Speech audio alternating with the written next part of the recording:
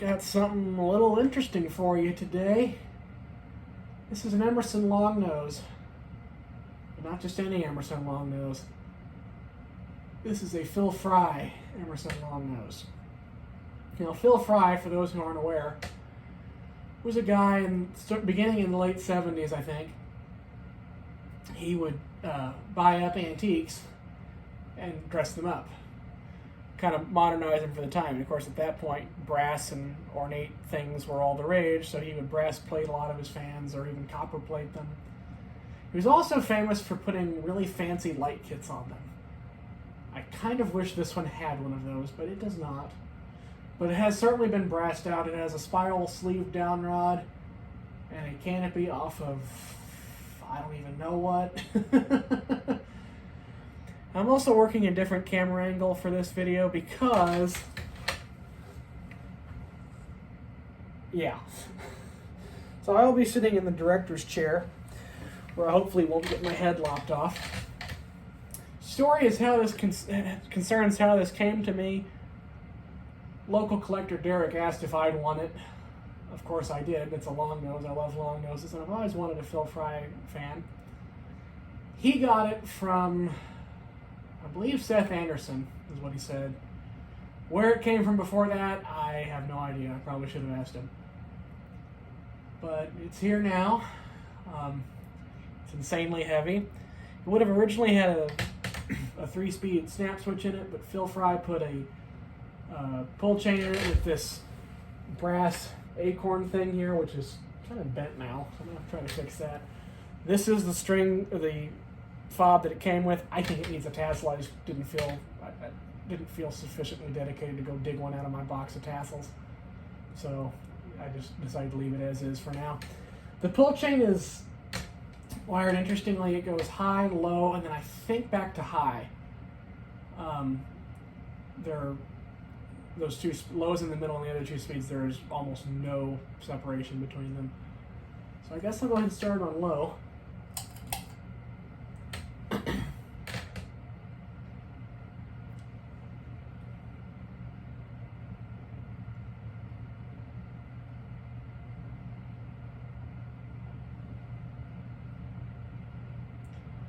nice to finally see a Longnose in my collection that runs. Well, the other one I have does run. It just currently looks like it came off the Titanic. It's at Derek's house getting ready to be restored. It's actually in the process of being restored now. So you'll see it shortly. He said he'd be done with it next week. Got a little bit of a thud to it as it runs.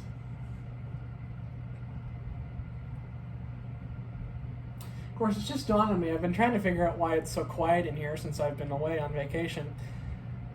I just realized the clock wound down while I was gone. That would do it. Times it say? Oh boy. I'll line it up later. Here's your low speed. Not a bad low speed for an antique, because most antiques are usually high and higher and then ridiculous. So if I have not looked to see if the speed coil is in its original state or if Phil happened to do anything with it, but if it is original, fan probably ran on high most of its life, and thus the speed coil still works.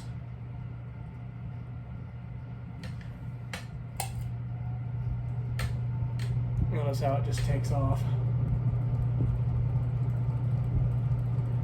And then if I do that, there's virtually no difference.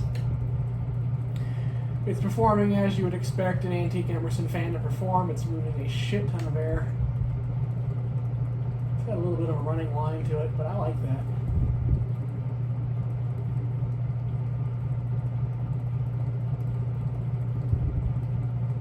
Seems to be doing what it should. Speed where I can turn it off more easily. And we'll watch it spin down.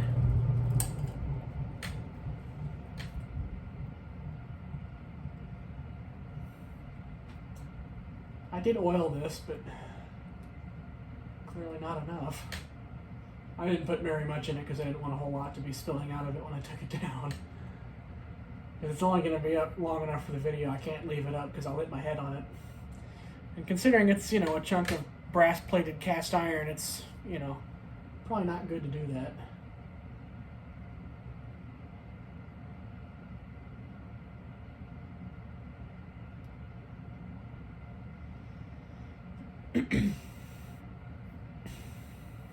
Derek says this is the older style with the open rotor. I guess I'll have to compare it to my slightly later one.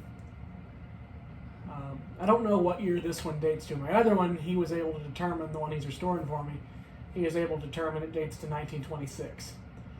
And that one has the later style rotor, so this one's definitely older than that.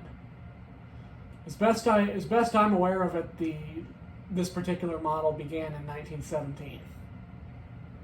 It's got a round tag. In 1929, Emerson started making it really easy. Well, easy once you figure it out. They started putting a little stamped-in code on the bottom of the tags. It was a tiny little number, and you took that number and you would add 20 to it, and that was the year the fan was made. But they didn't start doing that until 1929. So before that, I don't know.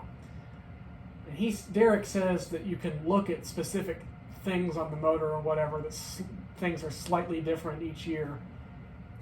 And you can narrow it down that way, but I don't know how to do that, so. Now we'll give it a 0 to high. Here we go.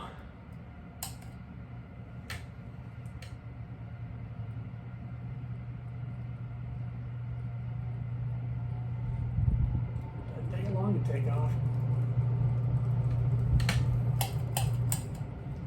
So there you go. A Frey modified Emerson Longnose ceiling fan. I guess I could look to see what model it is offhand, because I've already forgotten the code. If I can even get to the tag from here, staying on the director's chair. It is type 45641,